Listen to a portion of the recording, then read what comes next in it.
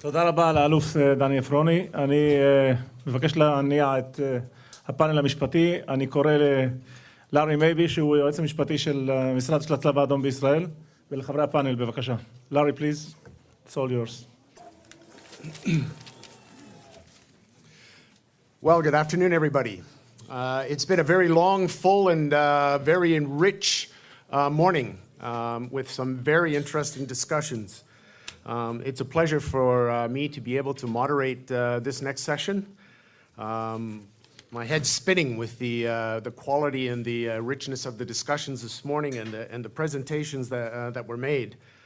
I was particularly impressed with the previous panel and the comments made by the generals and their responses to the questions, which I was very encouraged by, I must say, and the way that they, even though they were dealing with the command perspectives and operational perspectives, they seamlessly interwove the law and the IHL principles into their answers, and I must say I give them full marks for that. So I'm not sure we really need this panel, because they said everything that needs to be said. I promise to keep to time, because I realize that we're all that's standing between you and lunch, and we don't want to get in the way of that. So we want to move now from the operational, the command perspectives, to the legal perspectives, even though I think it's impossible when you deal with conflict to separate the two. And as you heard from the presentations this morning, one is built on the other, as it should be. But we do want to get some more specific legal perspectives, and I think that's what we hope to achieve by the panel of eminent speakers to my left here. These principles of IHL, of distinction, proportionality, precautions, military necessity to accomplish the military mission, they're difficult.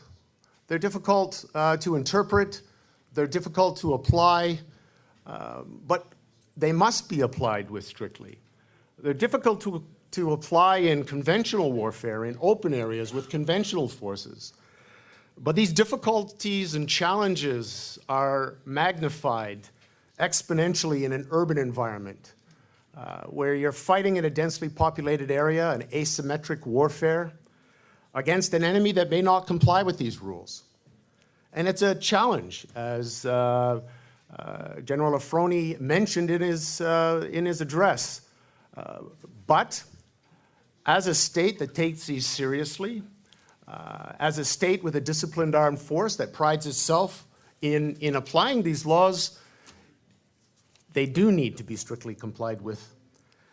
And this brings me to maybe one comment that I make before I introduce the panel and turn the podium over to them, is that the central purpose and intent of international humanitarian law, that is to reduce the suffering that's caused by conflict, not necessarily between the fighting forces, but on the civilians that are caught up in this conflict on all sides, both sides. That must be remembered when you're technically complying with these rules or interpreting these rules. The second point, I guess, is the concept of reciprocity. There is always a lot of talk in conflicts like this, not only here, but everywhere around the world, certainly in my experience, about the fact that the enemy does not comply or blatantly disregards these rules. But unfortunately, or fortunately, I suppose, that doesn't alleviate the obligation to strictly comply with these rules. It certainly makes it much more challenging, as you all know very well. When you have an enemy that does hide amongst the civilian population and fails to distinguish itself, that fights in amongst the civilian population, misuses protected objects, and violates these principles, fires indiscriminately at civilian populations, this is not right.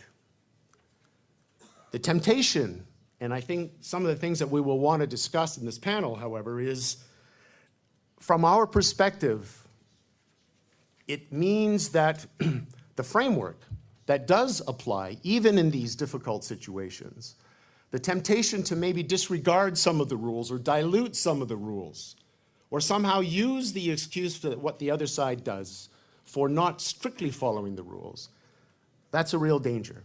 We need to have a discussion on how to overcome these challenges in order to maintain the IHL principles and the rules so that we can strictly comply. Do we need more rules? Possibly. Do we need better interpretation of the rules? Probably. Let's have those discussions. But let's not disregard those rules. And I think that's the important message that we must have. It's not going to be easy, but forums like this are the perfect place to have those discussions, where the lawyers and the operational people and the policymakers can come together and do that.